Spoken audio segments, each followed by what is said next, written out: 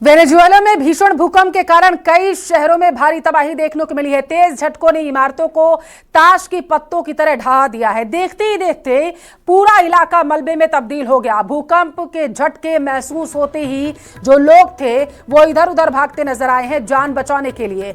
हजारों लोग सड़क पर मौजूद थे। बताया जा रहा है कि राजधानी काराकास समेत कई जगहों पर इमारतें पूरी तरीके से धराशायी हो चुकी हैं, जबकि सड़कों को भी भारी नुकसान पहुंचा है।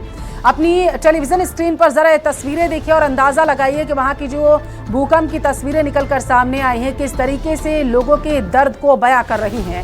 शहर खंडहर में तब्दील हो चुके हैं। भूकंप से चारों तरफ सिर्फ और सिर्फ तबाही ही नजर आ रही है। कई इमारतें ढह गई हैं। 40 सेकंड के अंदर मात्र 2 भूकंप के झटके वेनेजुएला के लोगों ने महसूस किए हैं। जान बचाने के लिए इधर उधर भागते हुए लोग नजर आए हैं। कुदरत का खौफनाक रूप वेनेजुएला में देखने को मिला है, जहां पर मात्र 40 सेकंड के अंदर एक भूकंप 7.5 की तीव्रता का आया तो दूसरा भूकंप 7.2 की तीव्रता का आया, जिसकी वजह से जो बिल्डिंग्स थी जमींदोज हो गई।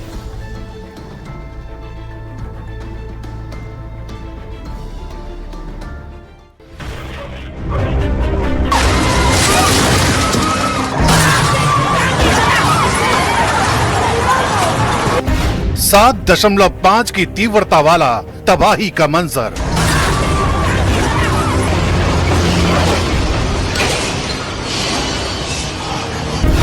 धरती हिली, वेनेजुएला में भूचाल आया।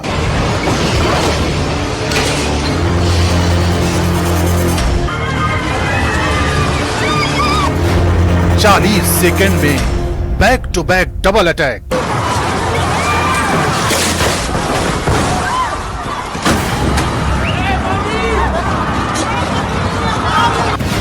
डबल भूकंप से वेनेजुएला में विनाश।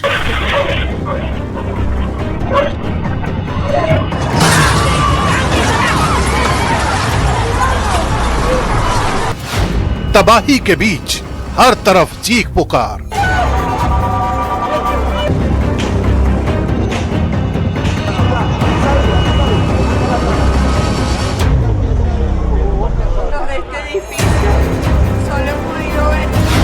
धरती फाड़ तबाही, ठप हुई राजधानी। 10,000 लोगों की सांसें थामने वाला विनाश। ऐसी तबाही देखी नहीं कभी।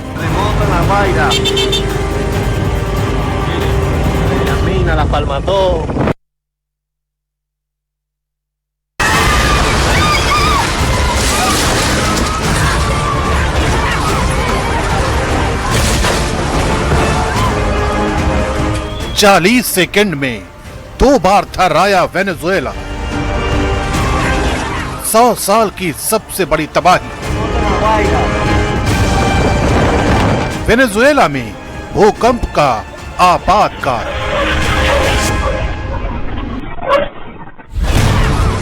चौबीस जून की शाम वेनेजुएला में कुदरत ने ऐसा कहर बरपाया जिसने पूरे देश को हिला कर रख दिया।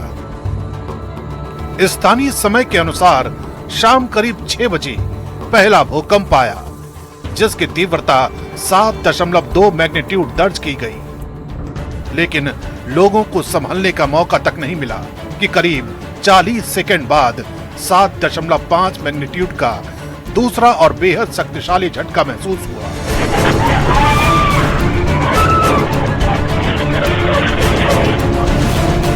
भूकंप का केंद्र याराकुई राज्य के पास था, जबकि राजधानी काराकास भी इसकी चपेट में आ गई। उथली गहराई के कारण झटके बेहद खतरनाक साबित हुए। सड़कें हिलने लगी, इमारतें झूलने लगी और हजारों लोग जान बचाने के लिए घरों और दफ्तरों के बाहर भागने लगे। कुछ ही मिनटों में पूरे देश में अफरा तफरी का माहौल बन गया।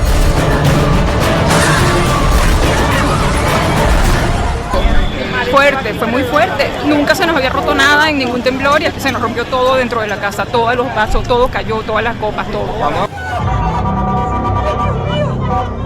राजधानी काराकास में भूकंप का असर सबसे ज्यादा देखने को मिला। कई बहुमंजिला इमारतों में दरारें पड़ गईं, जबकि कुछ इमारतें पूरी तरह ढह गईं। कई इलाकों में धूल के विशाल गुबार आसमान में उड़ते दिखाई दिए। लोग चीखते चिल्लाते हुए सड़कों पर निकल आए। बिजली और कम्युनिकेशन सिस्टम ठप हो गए। देश के सबसे बड़े अंतर्राष्ट्रीय एयरपोर्ट मैकेटिया को जबरदस्त नुकसान पहुंचने की खबर है, जिसके बाद उड़ानों को रोक दिया गया। कई सड़कें मलबे से भर गईं और आपातकाल सेवाओं को घटना स्थल तक पहुंचने में कठिनाई का सामना करना पड़ा। अस्पतालों में घायलों की संख्या लगातार बढ़ रही है। प्रशासन हालात को कंट्रोल करने की कोशिश कर रहा है। भूकंप के बाद वेनेजुएला में बड़े पैमाने पर राहत और बचाव अभियान शुरू कर दिया गया। सेना, पुलिस और आपदा राहत बलों को प्रभावित इलाकों में तैनात किया गया है। कई इमारतों के मलबे में लोगों के फंसे होने की आशंका जताई जा रही है। रेस्क्यू टीमें विशेष उपकरणों और स्निफर डॉग्स की मदद से जिंदा लोगों को तलाश रही है। सरकार ने राष्ट्रीय आपातकाल घोषित कर दिया है और नागरिकों से क्षतिग्रस्त इमारतों से दूर रहने की अपील की गई है। लगातार आ रहे आफ्टर शॉक्स राहत कार्यों को और मुश्किल बना रहे हैं। कई परिवार अब भी अपने करीबियों के बारे में जानकारी का इंतजार कर रहे हैं और पूरे देश में चिंता का माहौल बना हुआ है। जानकारी के मुताबिक ये भूकंप कैरेबियन और दक्षिण अमेरिकी टेक्टोनिक प्लेटों की सीमा पर आया, जहां लगातार भूगर्भीय तनाव बना रहता है। सबसे बड़ी चिंता इसकी उथली गहराई और दोहरे झटकों को लेकर है। पहले भूकंप के तुरंत बाद दूसरे झटके ने पहले से कमजोर हो चुके ढांचों को भारी नुकसान पहुंचाया।